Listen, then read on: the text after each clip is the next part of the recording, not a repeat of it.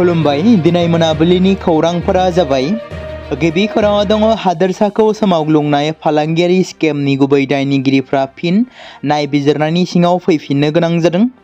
बिजिरसालिया फावखुंग्रि सुमि बरा, बिशाल फुकन आरो तार्किक बरा आरो अभिजित चन्द्र बिथांमोननि हेंथायै नोजोर लाखिदों आरो बिथांमोनखौ गनायथि होनायनि सायाव सिबिआइ नायबिजिरनायखौ गोख्रों बिथोन होदों।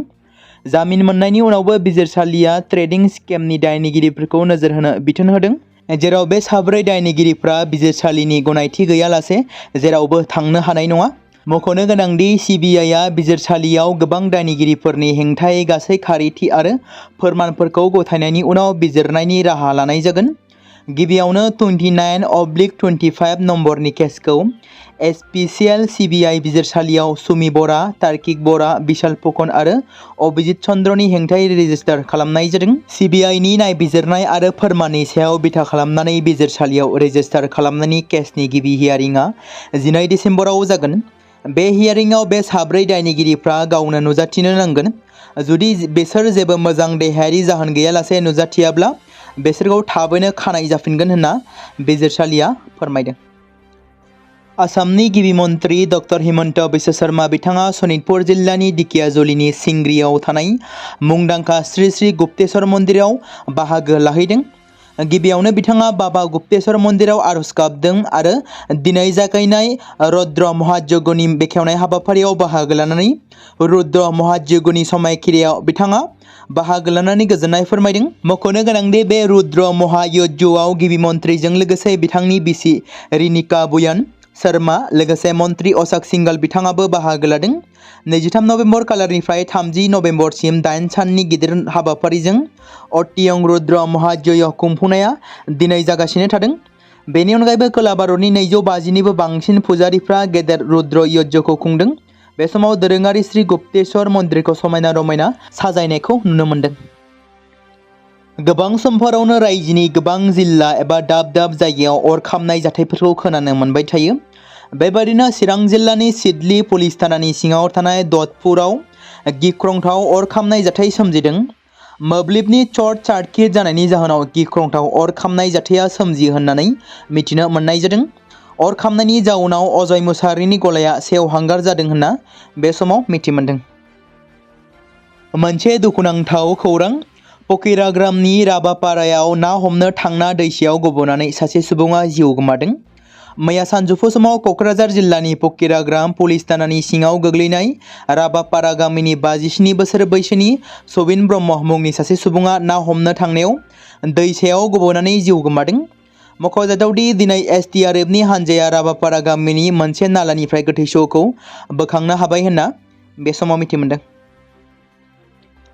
माइनरिटि सुबुं थाग्रा ओनसोल सतियानि खोला ओनसोलनि 1 नं सतिया गाव पन्चायतआव उन्दै बैसोआव हाबा जानाय, जौ जुवा, ड्राग्स आरो गुबुन गुबुन समाज बेरेखा खामानिफोरनि हेंथायै मोनसे गिदिर सांग्रांथि जथुमा खुंफुंनाय जादों।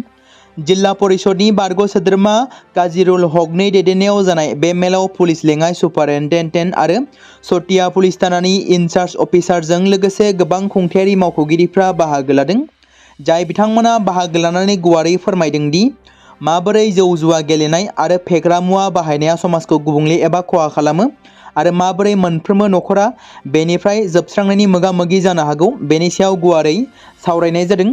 मख'नो गोनांदि बे मेलनि गाहाय आलासि नदुवार बियाबनि MLA पद्म हाजरिका बिथाङा बाहागो लानानै बुंनाय बायदिब्ला जौ जुवा गेलेनाय आरो फेग्रा मुवाफोरा समाजखौ गोबां खहा खालामो। मोनसे समाव सतियानि खाथि खालानि ओनसोलफोराव गोबां गाज्रि हाबाफोर सोलिदोंमोन, नाथाय दा सुबुंफोरनि हेफाजाबजों बे गाज्रि हाबाफोरखौ दबथायनो हाबाय। नाथाय दासिमबो एसेब्लाबो जाबोगासिनो एबा सोलिगासिनो थादों खना खनला।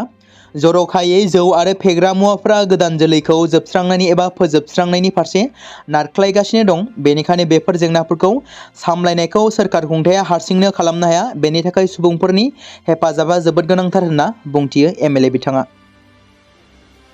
बकागादाव धोनस्री दैमानि खुरखानाया गोबाव समनिफ्रायनो कुरुवा बाहिनि थागिबिफोरनि थाखाय जिंगासिनांगौ जानानै फैदों। बायदि बायदि हेंथा हाबाफारि आरो सोरखारनि फारसे खावलायसेयावबो दैमा खुरखानायनि अरायथा सुस्रांनायखौ दासिमबो मावफुङाखै। दासिमबो कुरुवा बाहिनि गोबां ओनसोलफोराव खुरखानायनि जाथाया गोब्राब जानानै फैदों। नाथाय बिफानारि बिबानगिरिफ्रा बे बेलायाव जेबो जुनिया राहा लायैनि थाखाय अजद दिखांदों। बावैसो सिगां कुरुवा बाहिनी सिनिकान सारियालियाव अरायथा दालां आरो धोनस्री दैमा आरो कलबरिया बिलखौ फोनांजाबनाय खाथिनि मोनसे बाहागोनि सिङाव खुरखानायनि जाउनाव गोबां न'फोर आरो अरायथा लामा आरो जायगानि नामगर आरज गाबग्रा न'ब्लां आरो गासैबो रोखोमनि न'-बांफोरा खहा गोनां जादोंमोन। जायगानि सुबुंफ्रा फोरमायथिनाय बायदिब्ला बे बोसोरनि दैबानानि समाव धोनस्री दैमानि गोब्राब बोहैनायनि जाहोनाव बे ओनसोलाव हा खुरखादोंमोन। दा दैनि थाखोआ खमायदोंब्लाबो खुरखानाया सोलिगासिनो दं। गामिनि सुबुंफ्रा फोरमायबावनाय बायदिब्ला जुदि दैज्लां बोथोरनि सिगां खुरखानायखौ होबथानो थाखाय राहा लायाब्ला गोबां न'फोरा न'-बां गैजायै जानायनि खैफोदाव गोग्लैगोन।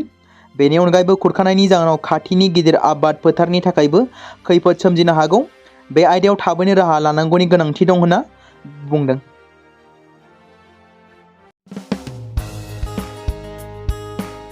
बे समाव मोनसे गोनां फोसावथाय बर' सावथुन नायनानै मोजां मोनग्रा गासै बर' रायजो राजाफोरनि गेजेराव लानानै फैदों मोनसे बर'नि OTT प्लेटफर्म गोनां, जाय प्लेटफर्मनि गेजेरजों नोंथांमोना बर'नि गोदान गोजाम सावथुनफोरखौ नुनो मोनगोन। थांनाय माखासे बोसोर सिगां बर'नि गेजेराव लानानै फैनाय निउबो एप बायदिनो फिन आरोबाव लानानै फैदों बर' रायजो राजाफोरनि थाखाय। बे बाथ्राखौ मख'नाया गोनांदि 2025 मायथाइनि जानुवारि दानाव ओंखारनाय आंगो स्ट्रीम मुंनि मोनसे OTT प्लेटफर्म गोनां निउबो एपनि गेजेरजों नोंथांमोना गोबांथार बर'नि सावथुनफोर जेरै ट्रेजेडी, रमान्टिक, एक्शन आरो कमेडीजों बुंफबनाय सावथुनफोरखौ नुनो मोनगोन। जेरै सनानि नखर, थांखि गैयै समाज, अनसुला आफा, हिर', बिमा बायदि बाजै, अर, थैसाम, वान्टेड, संदान आरो रं नाम्बार बायदि सावथुनफोरा मख'जाथाव। बेफोर सावथुनफोरखौ नायनो थाखाय नोंथांमोना गिबियावनो आंगो स्ट्रीम एपखौ गावनि मबाइलाव थानाय प्ले स्ट'रनिफ्राय डाउनल'ड खालामनानै लोगोसे इनस्टल खालामनानै गावनि मबाइल नाम्बारजों लगइन खालामनानै लाग्रोनांगोन। बेनि उनाव नोंथांमोना गोबांथार नुनो मोनै सावथुनफोरखौ गुगोल पे, फन पे आरो पेटिएमजों रं नाम्बार सावथुनखौ नायनो थाखाय 60 रां आरो संदान सावथुनखौ नायनो थाखाय 80 रां, वान्टेड सावथुनखौ नायनो थाखाय 60 रां, थैसाम सावथुनखौ नायनो थाखाय 60 रां बेबायदिनो गोबांथार नुनो मोनै सावथुनफोरखौ नायनो थाखाय सुबिदा खालामनानै होदों आंगो स्ट्रीम प्लेटफर्मा। फिन नोंथांमोननि गेजेराव फोरमायबावनो लादों बर' सावथुन नायनानै मोजां मोनग्रा गासै बर' रायजो राजाफोरनि गेजेराव लानानै फैदों मोनसे बर'नि OTT प्लेटफर्म गोनां, जाय प्लेटफर्मनि गेजेरजों नोंथांमोना बर'नि नुनो मोनै सावथुनफोर जेराव गोदान गोजाम सावथुनफोरखौ नुनो मोनगोन। बे बाथ्राखौ मख'नाया गोनांदि 2025 मायथाइनि जानुवारि दानाव दिहुनजानाय आंगो स्ट्रीम मुंनि मोनसे OTT प्लेटफर्म गोनां एपनि गेजेरजों नोंथांमोना गोबांथार बर'नि ट्रेजेडी, रमान्टिक, एक्शन आरो कमेडीजों बुंफबनाय सावथुनफोरखौ नुनो मोनगोन। जेरै रं नाम्बार, संदान, वान्टेड, थैसाम, अर, बिमा बायदि बाजै, हिर', अनसुला आफा, थांखि गैयै समाज, सनानि नखर बायदि बायदि सावथुनफ्रा मख'जाथाव। बेफोर सावथुनफोरखौ नायनो थाखाय नोंथांमोना गिबियावनो आंगो स्ट्रीम एपखौ गावनि मबाइलाव थाखानाय प्ले स्ट'रनिफ्राय इनस्टल खालामनानै गावनि मबाइल नाम्बारजों लगइन खालामखांनायनि उनाव नोंथांमोना गोबांथार नुनो मोनै सावथुनफोरखौ गुगोल पे, फन पे आरो पेटिएमजों रं नाम्बार सावथुनखौ नायनो थाखाय 60 रां, संदान सावथुनखौ नायनो थाखाय 80 रां, वान्टेड सावथुनखौ नायनो थाखाय 60 रां, थैसाम सावथुनखौ नायनो थाखाय 60 रां बेफोरबायदिनो अर सावथुनखौ नायनो थाखाय 60 रां पे खालामनांगोन। बेबायदिनो गोबांथार नुनो मोनै बर' सावथुनफोरखौ नायनो थाखाय सुबिदा खालामनानै होदों आंगो स्ट्रीम प्लेटफर्मा।